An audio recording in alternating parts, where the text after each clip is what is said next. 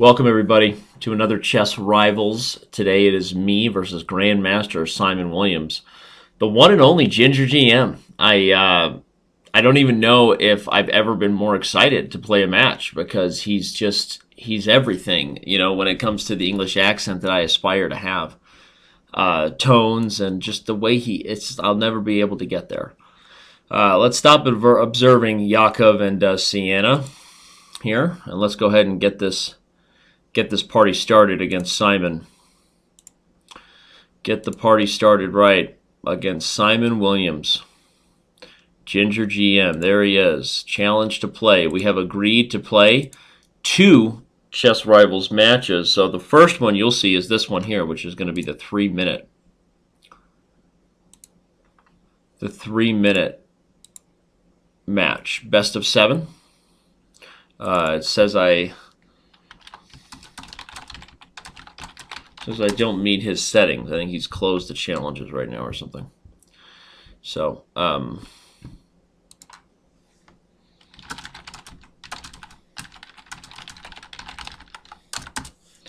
we're going to go ahead and get this thing started. 3-minute. If you don't watch Simon's show, Spicy Chess, on Chess Mondays on chess.com TV, you are missing out.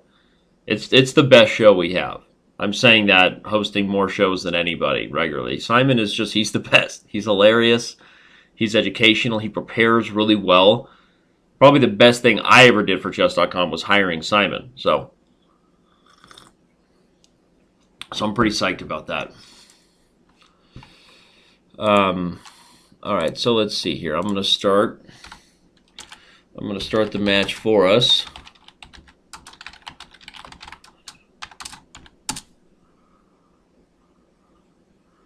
What is his username?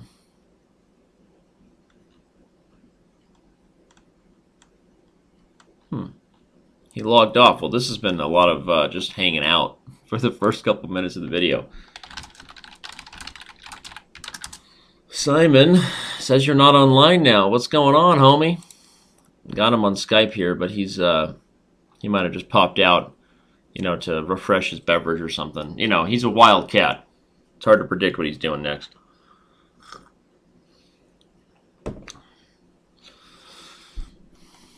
There he is. There he is.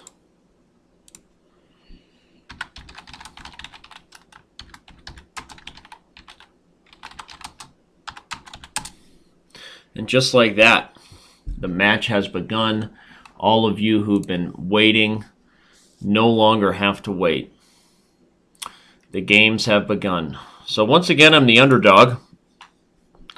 Even though John Bartholomew isn't a grandmaster, as far as the title goes, I would consider John to be just as strong as Simon in the online blitz chess format. He's a very good player, and so I'm the underdog in both of these matches here. These ones that I consistently create. Oh, and of course, he's going to play the craziest, sharpest line against the Blumenfeld that I have no idea what to do against. Simon, I don't have time to look at this right now. All right, I'm going to go for it. Let's see if you can teach me something here.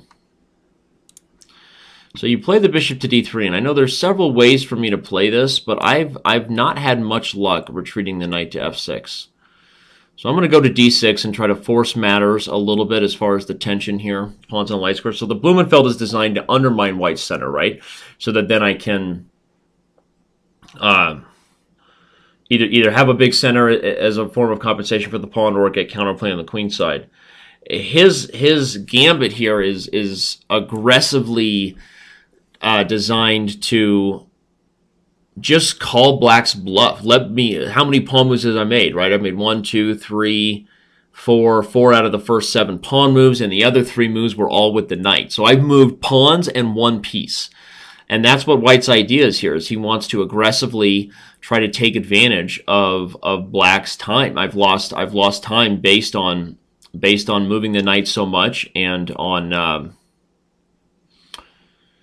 and not developing the other pieces. But I don't know that this particular way he's playing right now with his commitment to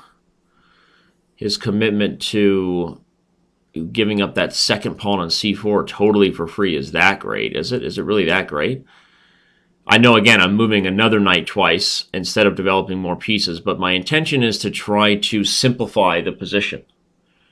I'm fully aware of what his intention is there. What he wants me to do is take here so he can give check, and if bishop to d7, he takes here. So I have a couple options. One is to also possibly take on c2. But I think again, I might call his bluff, let him go for this check. I'll put the king on f8, and with 2 pawns and the potential to put my knight on d3, I feel okay about my chances here. This is spicy chess. This is what Simon does. You know, this is what he does. He plays aggressively with reckless intentions, right? And he's often very successful.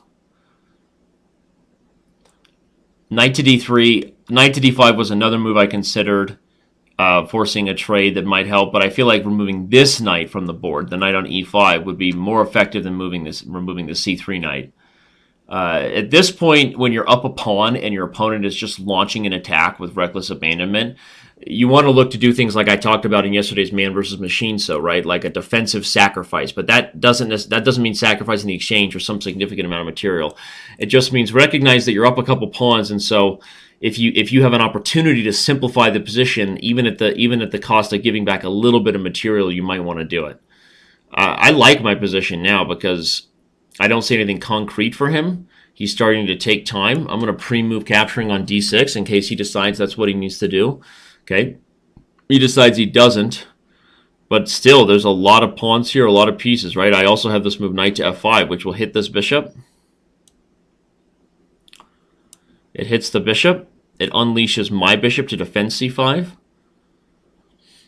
I'd like to even just go gobble another pawn, not because I'm that greedy, but because if I can remove the bishop from a4, I might be able to get the knight on d7. Interesting. So let's play g6 now. Play a little tickle with that queen and see where she wants to go. So indeed she wants to back up, at least for now.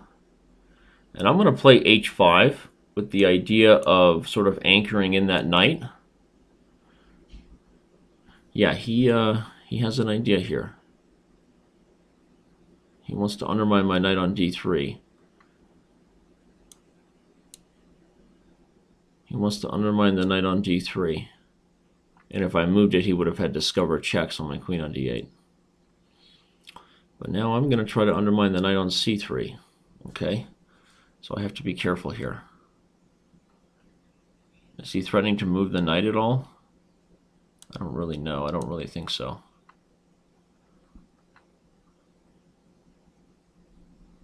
He is apparently threatening to move the knight. At least he says he is. Oh, and what's really happening here is my time. What's really happening here is my time is ticking. Trying to block his diagonal.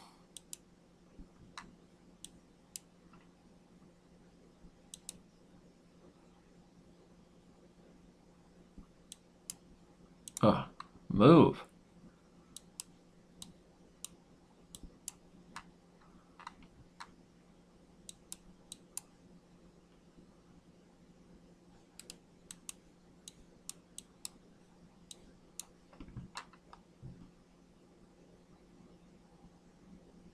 Did it. Somehow I flipped the script on that game and actually managed to win with an attack of my own. I don't really even know what happened there. I started kind of panicking in this position as I was the one down significantly on time. Simon's so awesome. After losing that game, he's like, dude, that was sweet, LOL. He just loves a good attack. He doesn't care who wins or loses. That's why he's awesome. That's why people love him, because he's like a big, lovable, English accented bear with red hair. Anyway, but this move was terrible. The best move, of course, was queen e4 immediately. With the same ideas I launched in the game, and I have all kinds of weird threats coming in.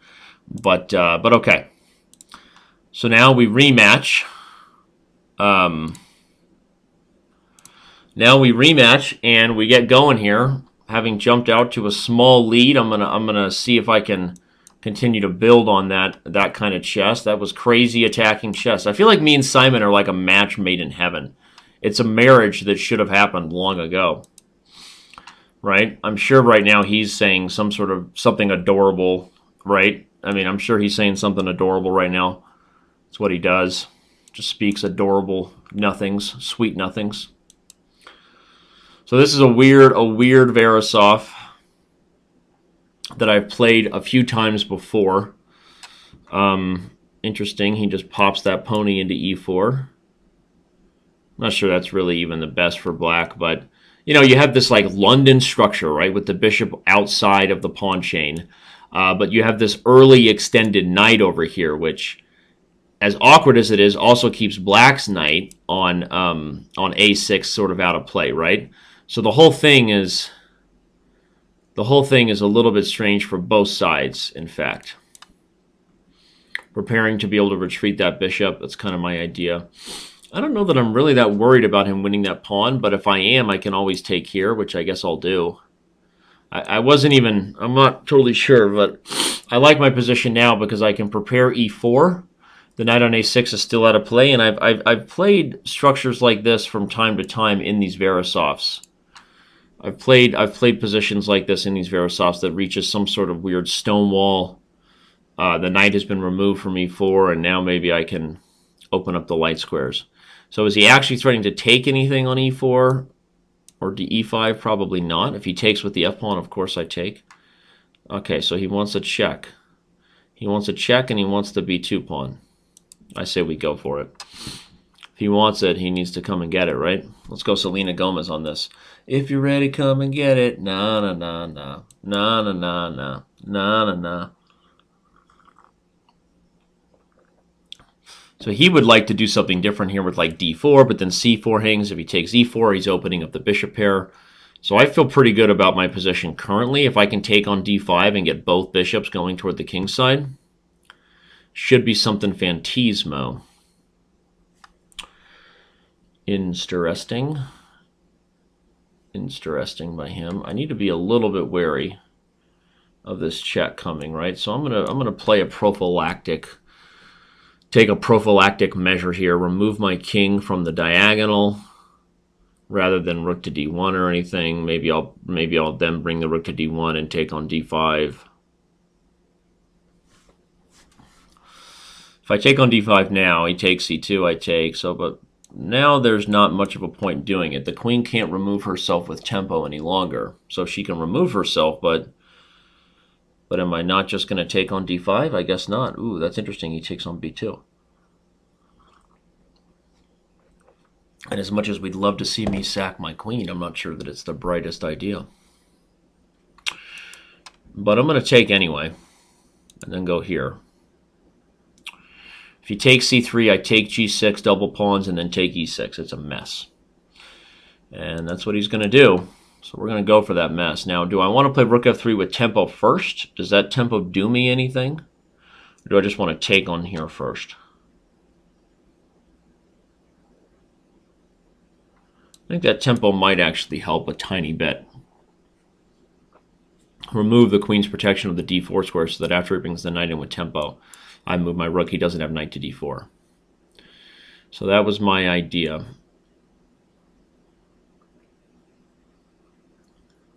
I don't really know who's better here, honestly. I don't really know. Oh, geez. Well, now we know who's better. Although my e7 pawn is a little irritating for him, right?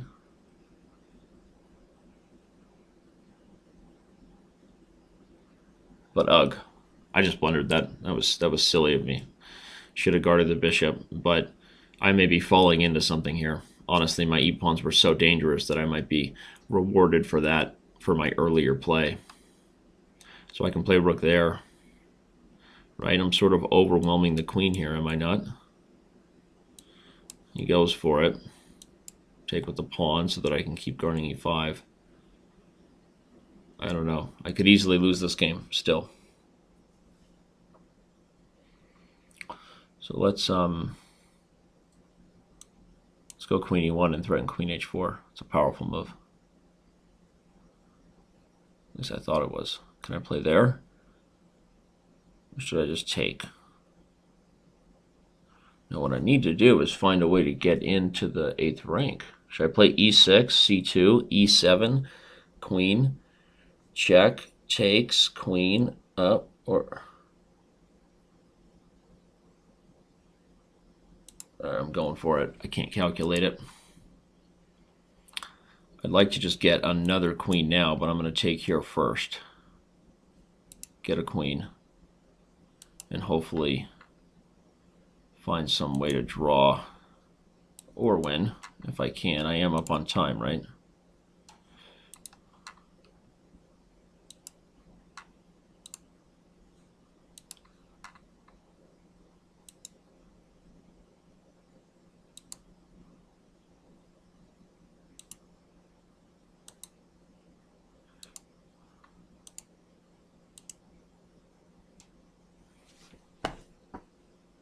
I got him.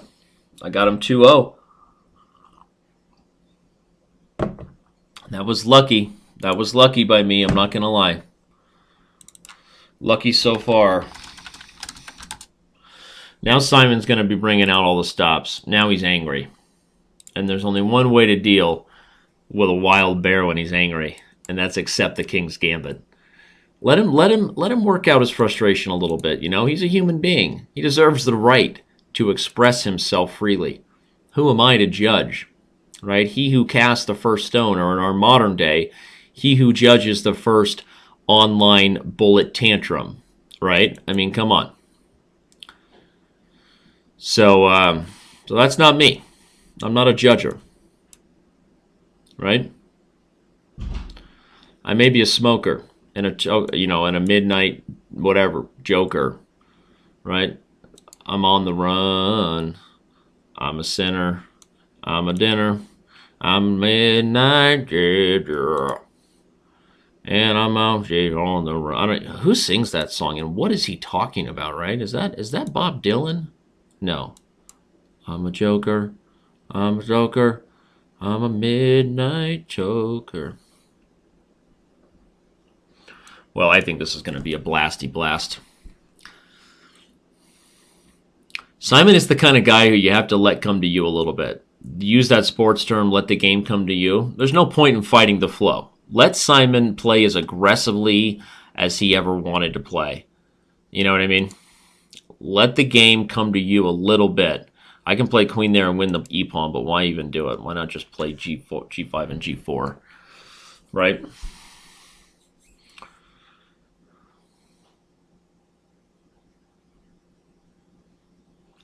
E5 is going to be met by queen to g6, I think. Now that's very interesting. If we take, rook takes, right. Play here. If he takes it, oh, I should take with the pawn, actually. Do I even care about the exchange here? Well, I don't have an option to care because I blundered it. It just happened. So awkward. Wait, he's gonna try to castle long now, isn't he? That sneaky guy. And that's gonna bother me. So I'm gonna allow this and go for this. I'm gonna go into an endgame where I'm down the exchange but looking for some compensation. Right? Title of my autobiography. Down the exchange but looking for some compensation.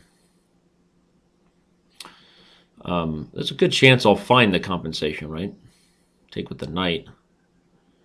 He moves the king. If I play knight there, and he comes up, I can play knight there. If he plays rook d3, I've definitely got a good position. I'm probably better here, honestly, but I don't. But in an endgame like this, it's really hard to keep the pressure before the rooks get active. And I don't want to trade the rooks for sure. I want to find a way to keep the noise and the funk happening. But I don't see a concrete way to do that. So I'm going to surprise and relieve the pressure of the d-pawn and try to take advantage of potentially the other issue in the position, which is that he's overly worried about defending. Overly worried about defending the d-pawn. So if I give check now, don't give check, he may end up sacrificing the exchange here.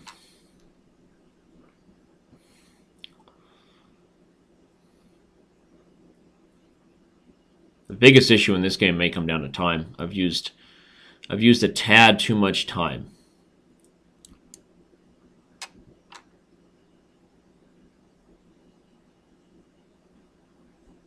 Whoa, taking that pawn.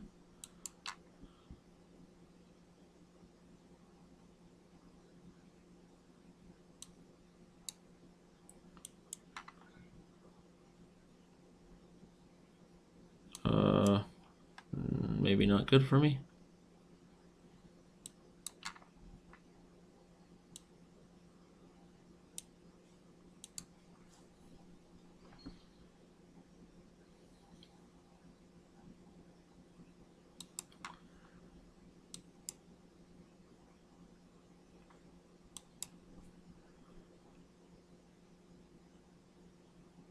Whoa, I didn't see that one.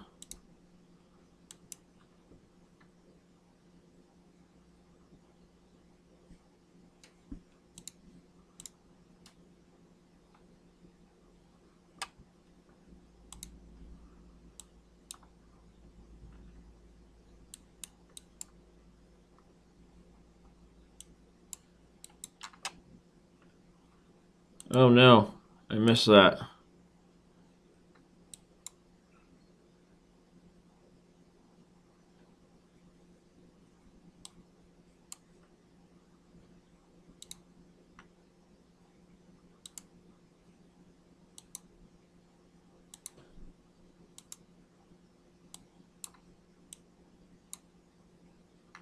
Oh, he had checkmate one. All right, well, I went down swinging. In this case, I think it was a little bit of the opposite of some of the other games, right? Tale of two cities, tale of two games. I think the other games I was maybe on the ropes a little bit and swindled my way to a victory. In this case, I think I had a pretty good start, blundered the exchange. Even then, had some compensation, but I just used way too much time. As Simon said just now on Skype, he said he stopped the bleeding. So that's the most important thing for him. We have a chess rivals match. Game on, as they say. I'm going to try to rock this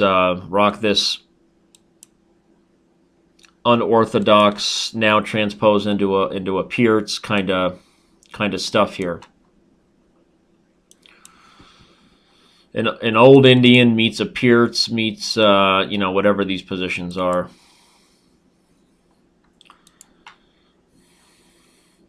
So I don't know that this is really Simon's style, though. I'll give myself that, right? I don't think this is Simon's favorite way he's ever played chess.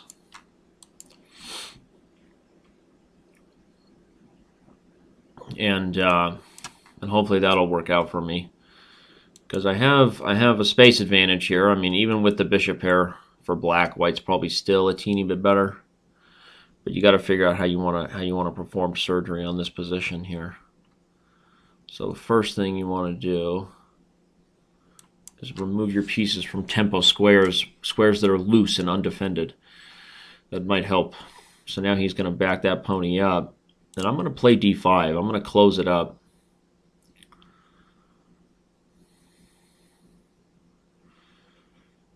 If he doesn't want a piece of it, then I will increase the pressure. But now, how do I want to do this? I want to bring my other knight into c4 or put the bishop in. Maybe I mean, this seems a little Fabiano Caruana-ish, right?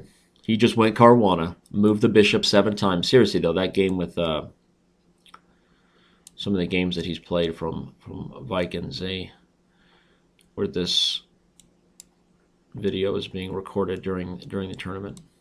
Lots of little sassy bishop maneuvers, yeah. Right. Bring the knight in here to c4. Play f3.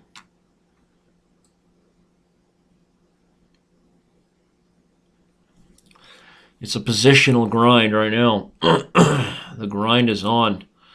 I want to get this knight to c4 and into b6, and obviously, the biggest effort I'm making in this game has to do with time, right? Trying to speed up my chess. Well, that a-pawn's going to fall, isn't it? Yeah, I'm going to play b6. You know it. Pre-move here. I'm going to bring this rook around. Go gobble up that a-pawn. Interesting. So he's going to try to bring the rook to a6, I guess, huh? So he says, you're going to win my pawn, but I'm going to win yours. And he may be right. Unless I want to play like b3, takes, and get the a file instead. It's an interesting idea. I can also try to bring this knight around to f5 at some point, but I don't think I would be successful in attack. So rook up, rook there, bishop, he takes. We take everything. It doesn't look to me like I can win the a-pawn straight up before he wins the b6 pawn. So instead, I'm going to invite this trade, as I said. Now I'm going to play f3. Overly support. Oh, that was a bad move, actually. Unless we go here. See what he's got, right? See what he's got. Well, he's trying to defend everything on the queen side while still being able to put pressure on my king side. He's very greedy. He's very greedy, this guy. So now as soon as I have a moment, ooh, hold a tick. I don't think that's good. He just blundered that pawn, didn't he? Oh, he's going to take with check? That could be sick, but denied. Denied access. If he takes here, I'm going to take a8 and actually just pin. So yeah, so he knows that. So he's going to take here first and then maybe take c4. But he's kind of on full tilt right now. Wow, is this really working? If I take it, he takes with check. I move my king. He takes there with check. I take, he takes with the queen. He's got a monstrous attack on the dark squares. It's very, very dangerous. I can give check on a8 and then run the king out. I think I have to go for something like that. Maybe rook a8 was also interesting there, but didn't have time to consider. So we're going to go for this, and then we're going to run. We're going to run. We are on the run.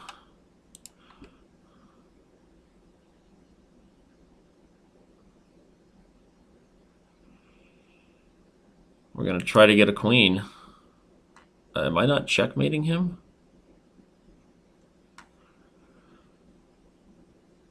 Oh my gosh, is he serious right now? Queen? I don't even know.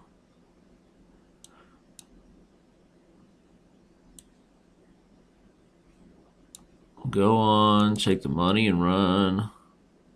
Ooh, ooh, ooh. Go on, take the money and run. Ah.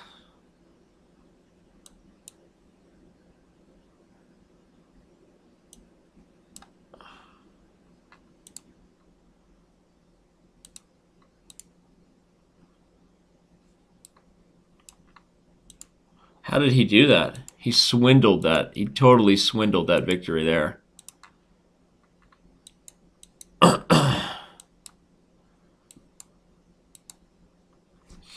But again, it came down to time. Wow, that was impressive defense by Simon, and very well calculated in the critical moment where he recognized properly that the H-pawn could indeed compete with my D-pawn. You know what maybe I should have played here is C5. No, but then he can push, and if I take, he pushes again. His pawn is just so dangerous. So maybe C5 earlier, maybe C5 here. Try to get the bishop to remove off of this and then push. That was an idea. But I didn't have the wherewithal to anticipate how dangerous his H-pawn was compared to my D-pawn, and he calculated this whole line very well, knowing that he had counterplay. And I think with best play, I mean, Really? I mean, with best play, it's hard to buy this, but it is super dangerous for me. I played queen h8 check, which I would probably do again. Perhaps bringing the rook down was a mistake.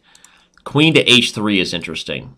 It takes away checks from the black queen and maybe opens up mating ideas. For example, if queen h3, queen c1 check, king up, and if he queens, I have queen f5 followed by rook over the h file, and I win. So okay, would have been super interesting for sure.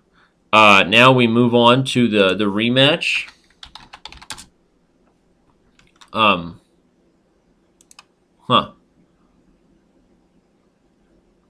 Where's the rematch?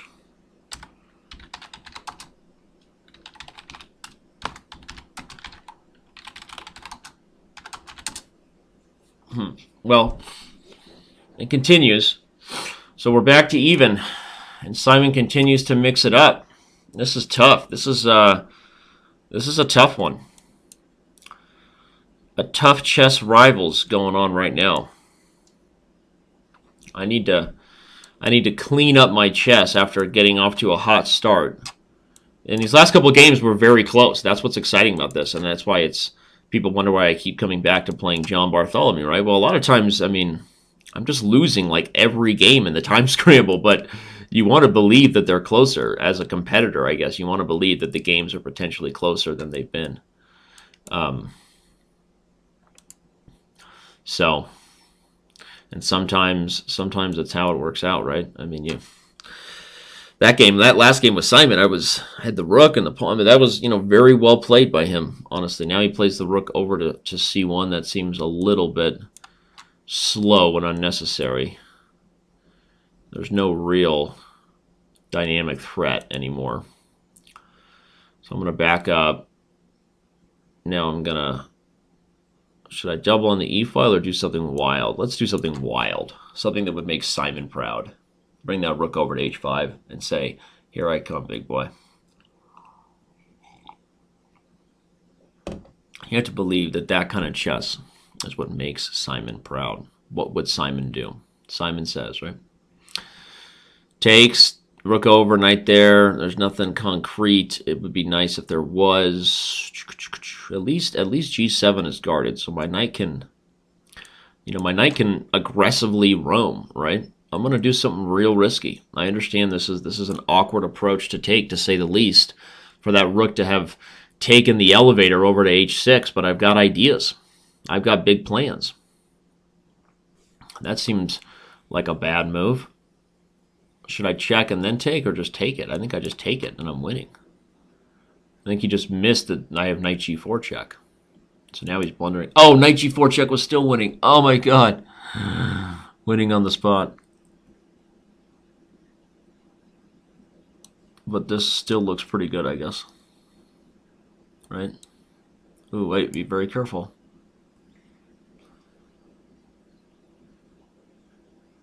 Oh, I can do that.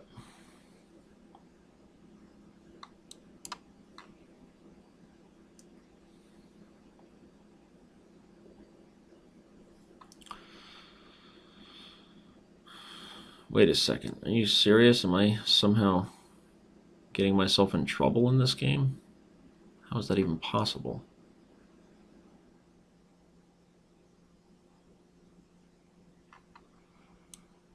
I don't even know. Somehow I got myself in trouble in this game, which is really ridiculous to think about.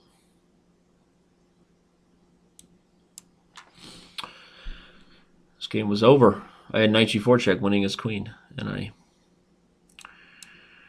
didn't do it. That would have been resigns on the spot, but you got to let it go emotionally, You got to let it go and just move on. You got to go else on this. Let it go, let it go. Don't worry about previous blunders, 'cause the key to good chess is to focus in the moment. His king is still open, and you still have good chances. Don't hold on to the past. You might still be winning anyway. If I take there, he's going to attack f7, and that's where the problems could commence, so I have to be careful here.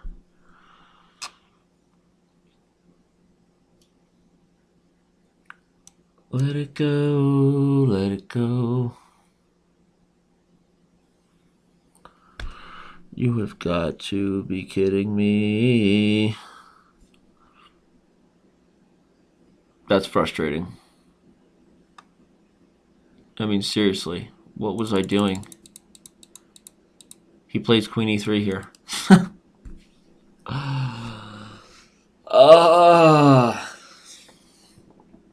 And even after that, I mean, I'm still just up a whole piece and totally winning. And I just really mucked this one up. I really mucked it up. Rematch. Frustrated. Not even the liberation of Elsa. Like, you know that scene where she turns and just like, let it go, let it go. Don't hold it. And she just flings the hair. Don't hold it back anymore. Not even that could help me. So this was frustrating. He had no business winning that game, and my elevator rook lift was actually kind of interesting, right? The whole rook lift, the elevator. It was interesting. Now this gets really wild, right? If I take here and then give check, but haven't I done this before? And I always end up losing somehow. I think so. I think somehow I always end up losing.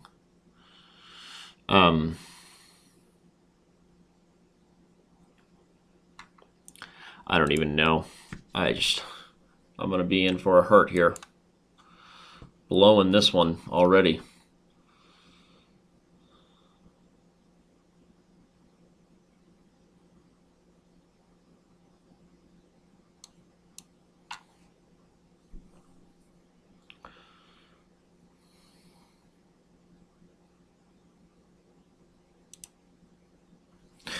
Well, see if I can focus and make a comeback. Simon certainly did last game, right? It's not over till it's over. This Chess Rivals is not over just yet.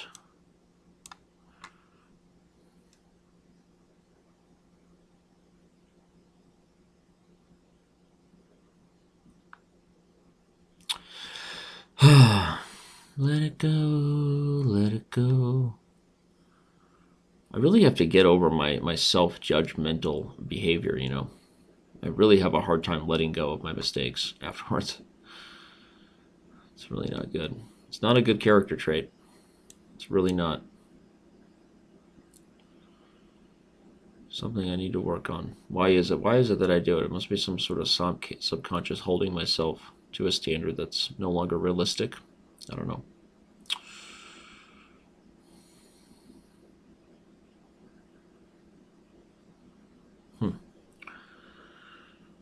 That's a little bit strange. I guess we'll go for this now.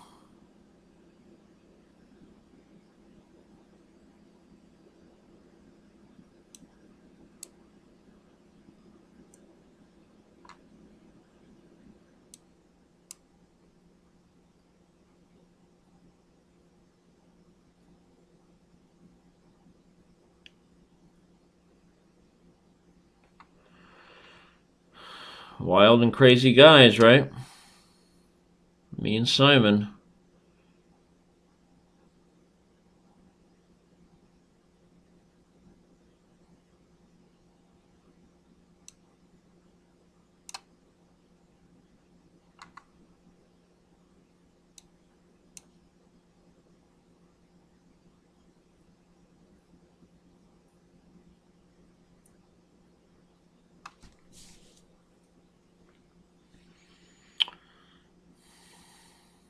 It's crazy stuff.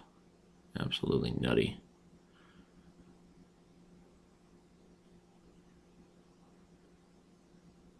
I really don't want to defend. I want to play knight takes g6.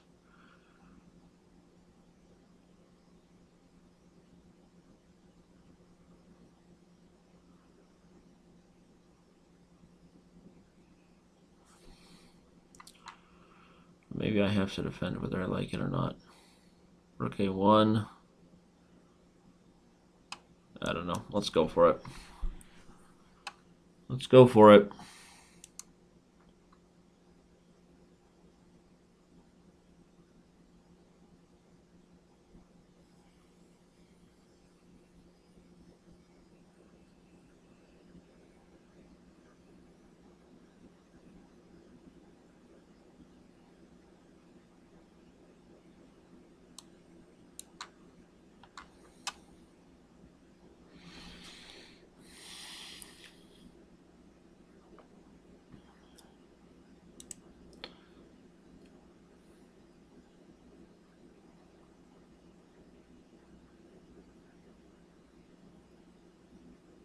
I have no idea. I would be shocked if this actually is good for white, but it was a practical choice.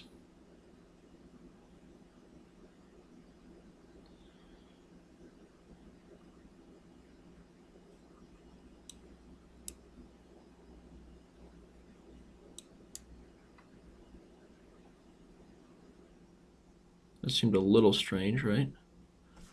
Should I just move?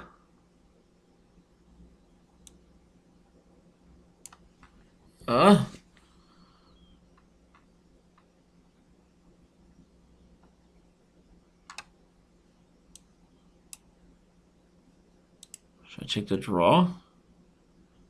If I run, I guess I'm going to go for the win. Probably not the best idea. Oh, no, he's going to take the draw. Well, I tried to go for the win. Oh, wait, he didn't. That was a bad decision by him.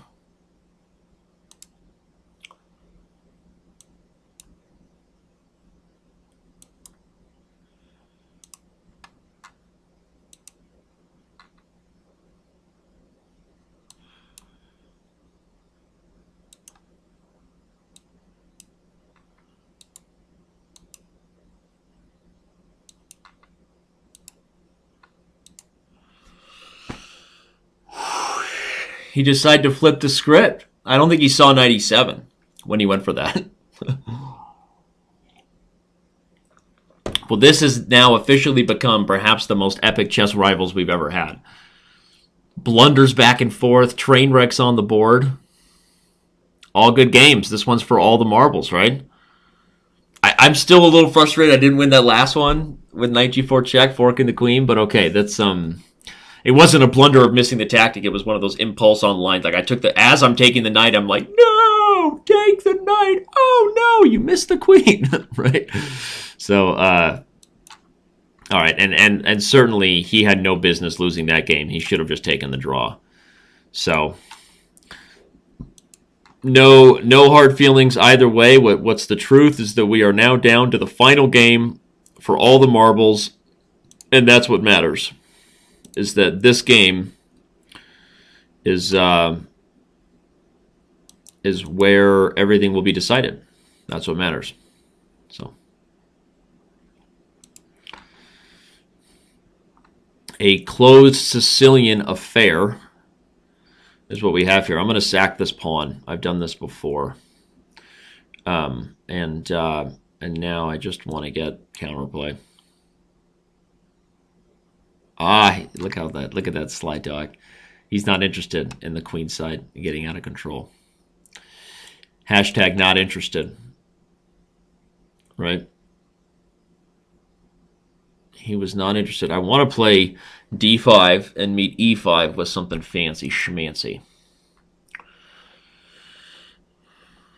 But right now, d5, e5 there's no schmanciness to it. So that's why I couldn't do it. And he brings the other knight in. So right now I feel like I'm getting a little bit outplayed here by the closed Sicilian master known as Simon Williams. Feels like I'm being a little bit just outplayed here. Like I don't know how to defend these positions properly, or at least I made some minor mistakes already with how I placed my pieces. But he plays bishop d2. So what does he want? He wants rook a5. Very nice. He's creative. He's a creative cat.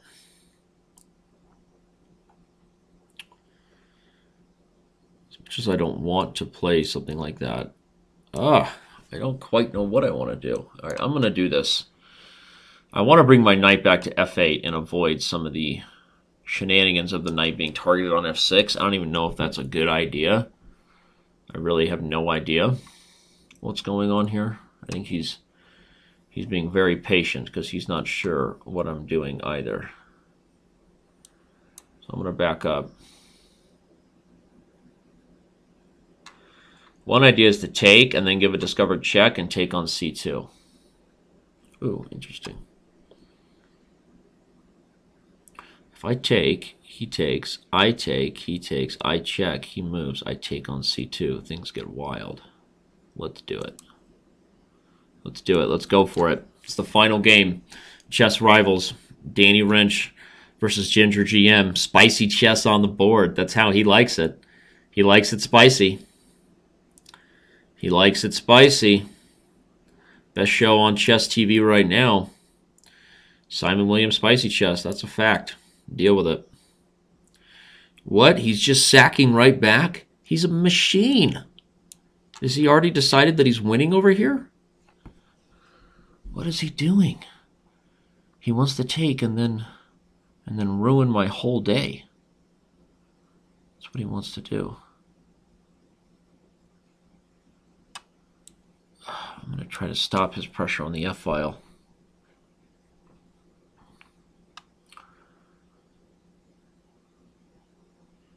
Take with the F-pawn or the H-pawn? I don't know that it really matters at this point because he's still got a ton of heat either way.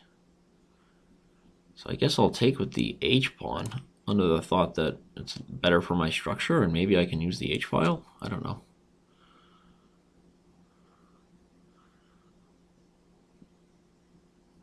So he backs up. Now I can bring my king up. Oh wait, no I can't because he's threatening. So if I take, he takes, and king up, he takes it. I take it with the king.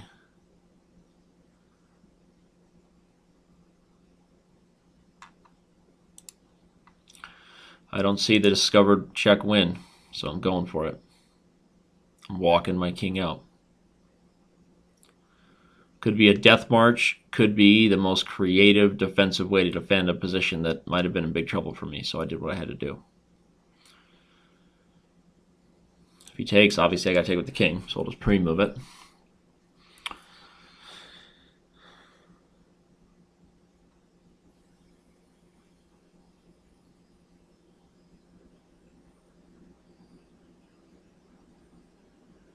He plays h3.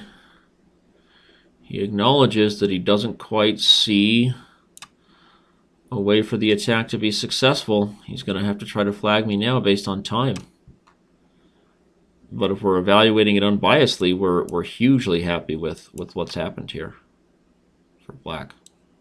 I mean, honestly, if anybody's winning, it's me.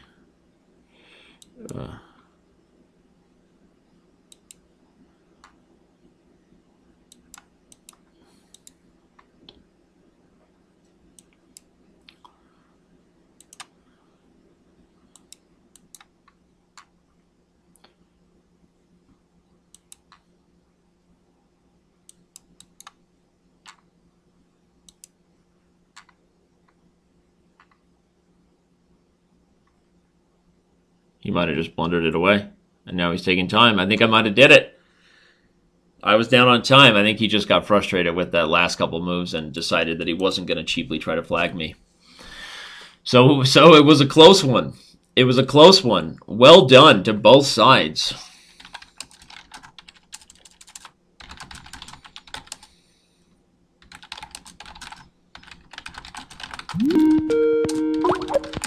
And just like that, Roman Ginchihashvili starts calling me. Roman's probably calling to talk video topics, so I'm gonna have to hang up on that guy and call him back. Roman is the sweetest guy. I know you guys know him as like the really bitter old man who goes over member analysis games and makes you feel terrible about yourself, but he is like, he's always there when you need him. So I'm gonna have to call him back later. All right.